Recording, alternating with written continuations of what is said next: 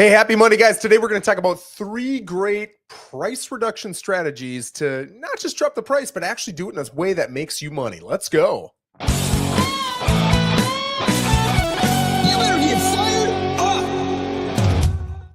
Guys, happy Monday. Welcome to What's Hot. We're here every single Monday at 11 o'clock where we talk about the hottest things in the market. And today we're talking about price reductions. Why are we talking about price reductions? Because holy smokes, are we seeing them, right? A lot of people are saying prices are dropping. I've seen a little bit of a drop in prices. Median prices, I focus on them every single Monday. I pull those stats, and I see that for the last probably 18 months, 16 to 18 months, they've kind of hovered between 415 and 425 here in Port St. Lucie, right? Seen them come down to 415, up to 425, and they kind of just go back and forth. The last 2 weeks, they've been at 410. Now, I need more than 2 weeks because over the past probably 16, 18 months, there's maybe been 5-6 weeks where they've gone higher than 525 or lower than 415, but they always get sucked right back into that. So I don't really look at a blip as a data point that matters. It creates questions around, is it a blip or is it something that's going to stay? But having 2 weeks of that in a row, it's eyebrow raising. Once we get maybe 4 weeks in a row, now I'm pretty confident prices have reduced. So stay tuned. I'll have to stay tuned as well to see what happens with those. But right now, median prices in Port St. Lucie for a single family home are at $410,000. All right.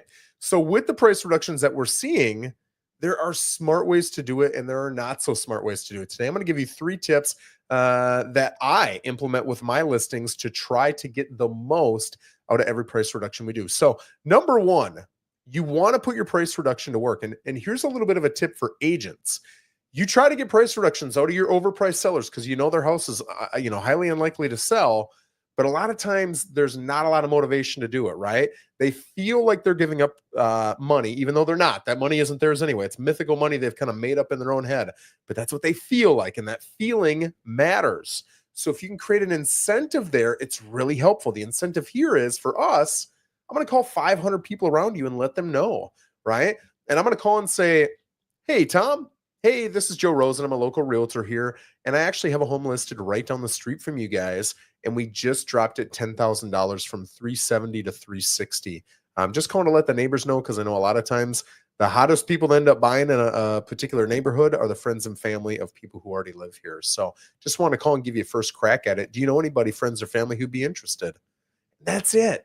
And when you call and say that, and you call 500 people, we get a 13.2% pickup rate, which if I remember correctly, I think that's right around, is it 66?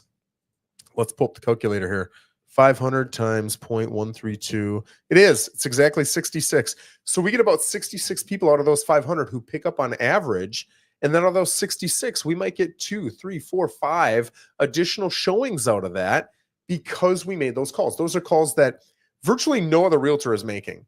I don't know how many realtors are all locally, but let's say for every 1,000, I would bet 2, 3, 4, 5 of those are making those aggressive calls to help you get more showings, right? A lot of them are just listed on the MLS, and then they cross their fingers or they pray or they do whatever they think they need to do to hope and pray that things work out. But they're not going to work out if you don't take the reins and make them work out, right? Or maybe they will, but my gosh, if you're proactive, if you're a pit bull, you're going to get so much more out of it. So let's call 500 neighbors.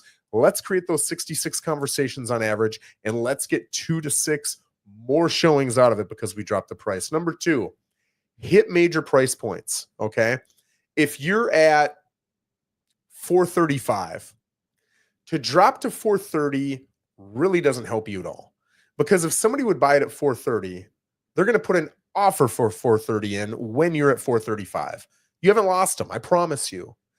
What you're going to want to do is drop to 425 because that's a major price point. That's a price point that when people go into the MLS or they go into Zillow, Trulia, Redfin, Realtor, any one of the major brokerage websites, and they're doing their search, they're punching in 400, 425, 450, 475. They're punching in 100,000 price points first, right? 400, 500, 600. Then they're punching in 50s next, 455, 556, 657. Then they're going to go to quarters, 4, 4.25, 450, 475, 5 and a quarter. Not a lot of people are punching in 420, 430, 435, 440 as a high or low price point that they want to be at. It's just not something a lot of people don't do.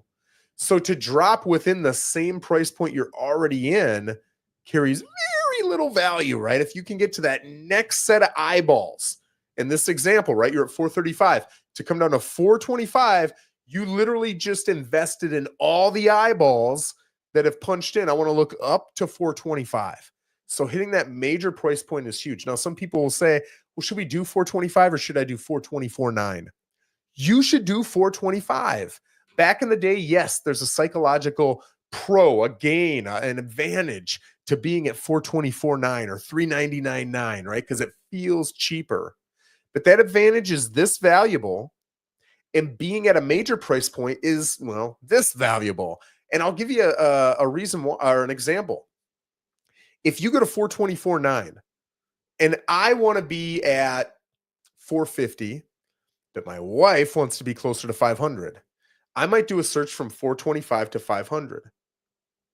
You just lost me for $100. You're at 424.9. My search goes from 425 to 500. Now, as a buyer, I would tell you, don't do that. Come down to 424 because you're going to get a lot of 424.999, 424.9, 425.950. You don't want to miss all those, so put it in there. But you as a seller cannot anticipate that all your buyers are going to be intelligent. And it's not even, I shouldn't say intelligent because that insults them. And honestly, you're not a professional buyer. You're not thinking like I think because I do this 24 hours a day, right? So you want to think like a typical buyer. What's a typical buyer going to do? They're going to search in hundreds of thousands, 50,000 increments, and then $25,000 increments. Not a lot of them are doing those, 405, 410, 415s. They're just not. So hit the major price points. And then finally, number 3 is dropping $1,000 increments. Okay. So let's go back to that example. You're at 435, you're going to drop to 425.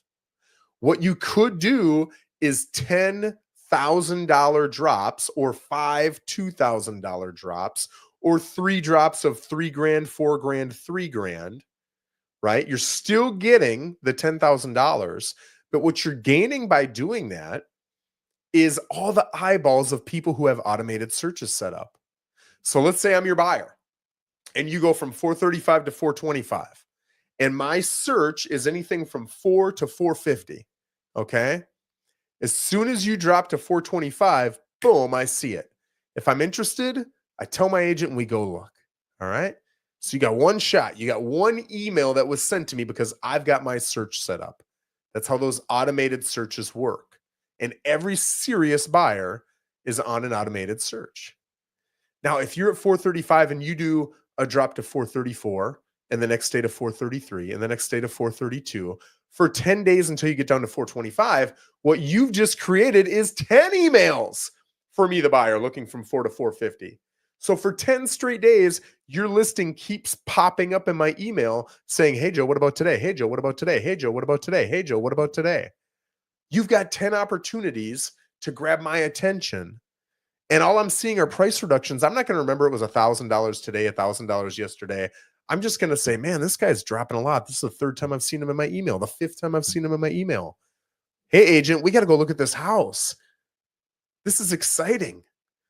And now you're going to get more eyeballs on your listing. So you've got to think of how the game works before you decide what you're going to drop to, how you're going to drop, right? And all those phone calls made. I know how the game works. The game works. If I send out a magazine article with your house, I'm going to get all kinds of calls and emails, but the odds that I sell your house are very low. The odds that I get a buyer or a seller who are going to do something else with me are very high, but the odds that I get someone particularly for your home, because I've done a lot of print advertising, I've done billboard advertising, I've done Facebook advertising, I've done all kinds of advertising with the specific home, open houses. I've done hundreds, maybe thousands of open houses. It is incredibly rare that you sell that particular home from that piece of advertising for that house. Why do realtors do it then? Because they get other buyers and other sellers. A serious buyer is looking on the MLS. They're not going to open houses. They're not looking at magazine ads. They're looking in the MLS for the best stuff. So you want to be the guy who's reaching out individually to people who are local, because I know those are our best bets. You want to be at major price points because those are your best chances of actually investing in new eyeballs, right? At 425, you're getting new eyeballs that are not seeing you at 435. And then the $1,000 incremental drops, or even $2,000 incremental drops, are going to put you in their emails every single morning more times. Guys, I hope you enjoyed that. If you've got any additions to this, I'd love to hear them in the comments. And if you've got something hot in the real estate market that you'd like me to review in next week's What's Hot, man, that's a mouthful. Next week's What's Hot, feel free to tell me in the comments or send me a private DM on Facebook, and we're happy to do it. Again, we're here every single Monday at 11 o'clock. Thanks for joining us, and have a wonderful day.